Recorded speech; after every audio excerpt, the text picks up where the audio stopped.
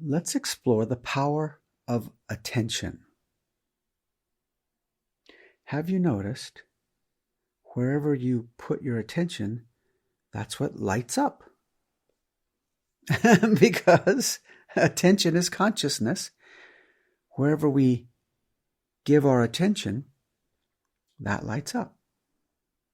It's all a play of attention, and that determines what perspective we're in. There's such a wide variety of perspectives that we can experience reality through. We're here exploring the multitudes of perspectives in which we can experience reality, and it's all a matter of where we're putting our attention.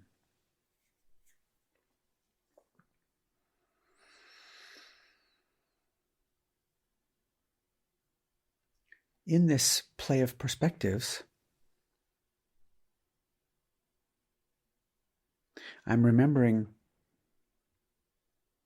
about 25 years ago, someone gave me a book written by a mother who had had a baby boy.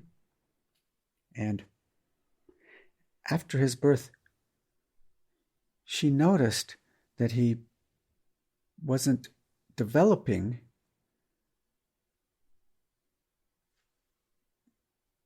in ways that would be considered normal.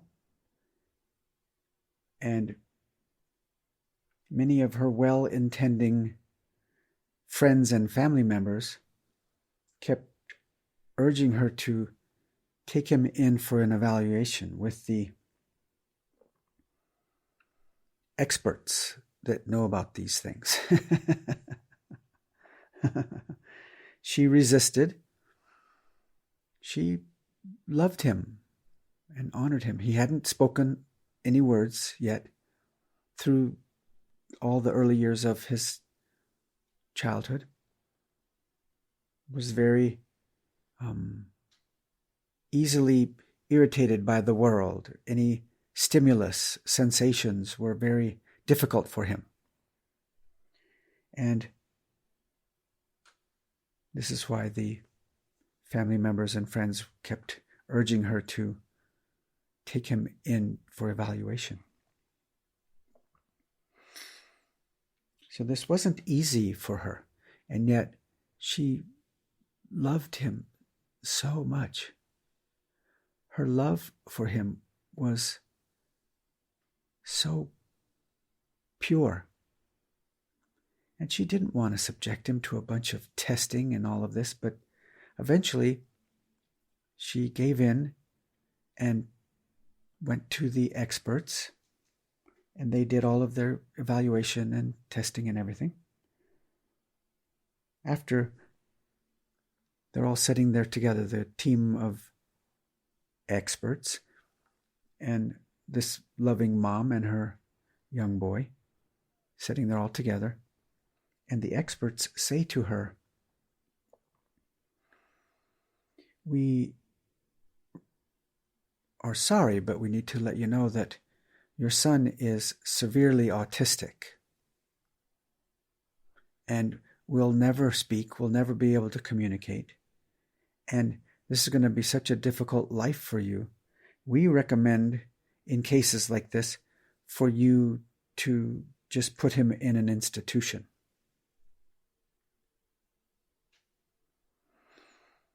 She couldn't even believe that this was their recommendation. Put him in an institution? Why would you say that? Well, because there's nobody in there. What? She said.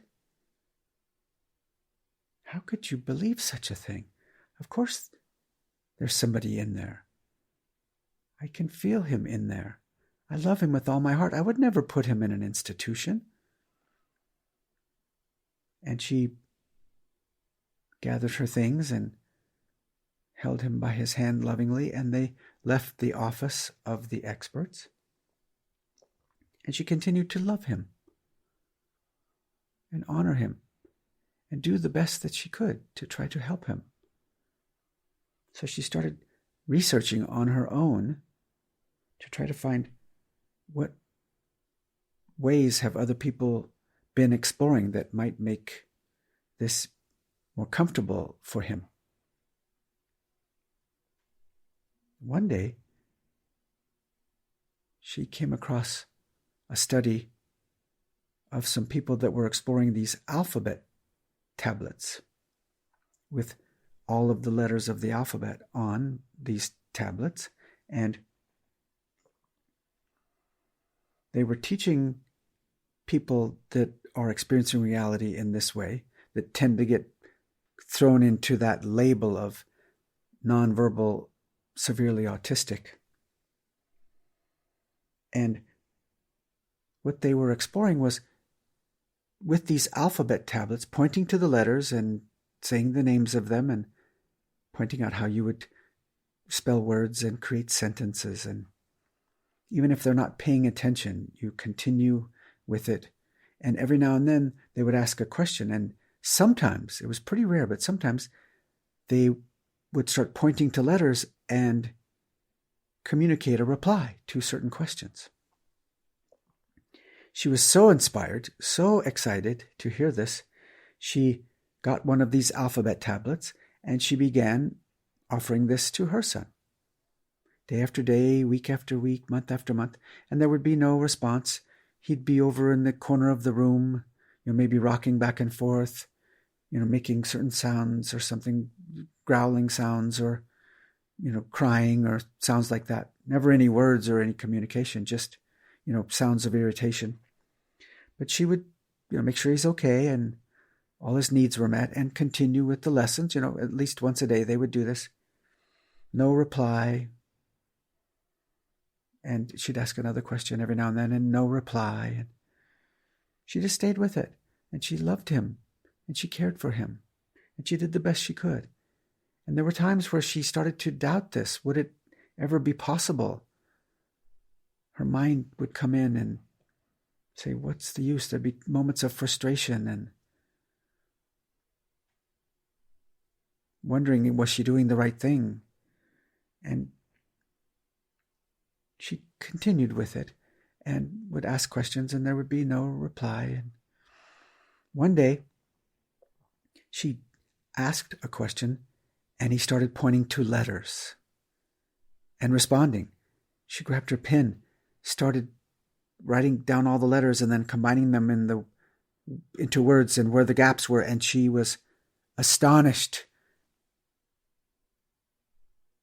Her question that he was willing to reply to was, what is God?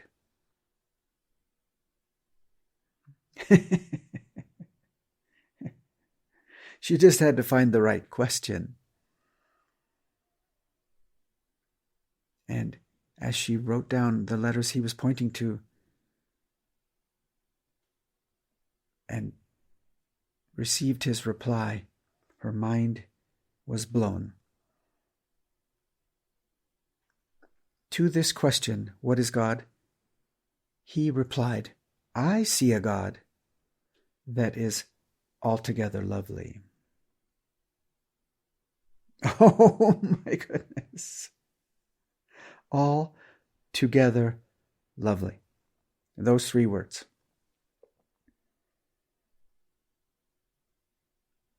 In that moment that I read this, the book fell out of my hands to the floor.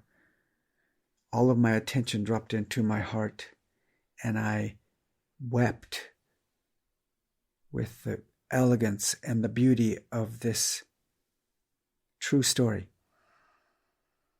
Dropped into a deep stillness within the heart center and could feel the presence of this lovely son of hers who gave us this sweet truth, this pure invitation. Altogether lovely. What a beautiful way to describe the truth, the very source essence that permeates all reality. I see a God that is altogether lovely. Not only was there somebody in there, unlike what the experts told her, there was somebody in there so in there that being in the world is very challenging. And in that moment, I realized, oh, wow, this is what that they're labeling as nonverbal autism is simply a being that is so in the inner realm of consciousness that the outer realm, the worldly realm, is a challenge. All the sounds, the sensations, the sense of touch. In that moment, it was transmitted to me in the beauty of those three words. This is a perspective that these beings are exploring. Their attention is so drawn inward, so fully in there, that navigating the physical aspects of life aren't easy for them. And I began to wonder all of the wisdom and knowings from their direct experience that they could share with us. And how beautiful this is that there are people exploring how these communications might be able to happen so that they can share with us this deep dive into the very inner realm of consciousness within the human experience. And I was so inspired in this deep stillness. I just kept saying those three words over and over again. Altogether lovely. Altogether lovely. I realized it was not only an inherent truth, it was a beautiful way to describe the source that we all are unique expressions of. Altogether lovely. The all that is together and inherently lovely can never be separated out. That which permeates everyone and everything at all times is altogether lovely. We and everything are always altogether lovely. We're either experiencing that or we're missing that truth. These ones that get labeled in this very limiting way, that there's something wrong with them, are exploring through where they're putting their attention this perspective of the inner realm. And the truth that's revealed to them is that what this word God is hinting at could be referred to in that way. Altogether lovely. Oh my goodness, that is so beautiful.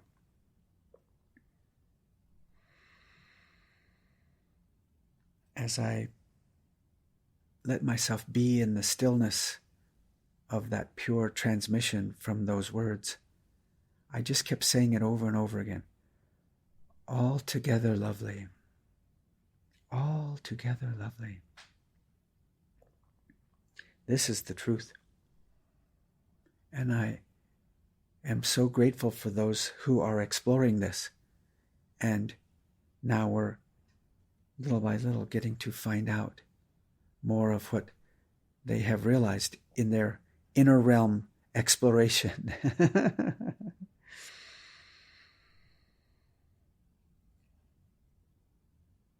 And as I continued to say altogether lovely over and over, I started to hear a melody, a beautiful lullaby of consciousness melody. And it flowed a whole chant right in that moment, starting with English and then flowed into Sanskrit.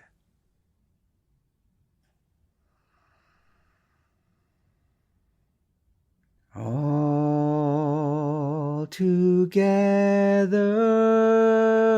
lovely, lovely. Woo! This is who we are. Yes, we're all together lovely, lovely. Woo-hoo! This is who we are. Yes, this is who we are. This is who we are. This is who we are. Om Shanti Om Mudita Shanti Premananda Om Shanti Om Mudita Shanti Premananda Om Premananda Om Premananda Om Premananda Om all together lovely, lovely. This is who we are. Yes, we're all together lovely, lovely. This is who we are. Yes, this is who we are. This is who we are. This is who we are. Om Shanti Om Mudita Shanti Premananda Om Shanti Om Mudita Shanti Premananda Om Premananda Om Premananda Om Premananda Om all together lovely, lovely. This is who we are. Yes, we're all together lovely, lovely. This is who we are. Yes, this is who we are. This is who we are. This is who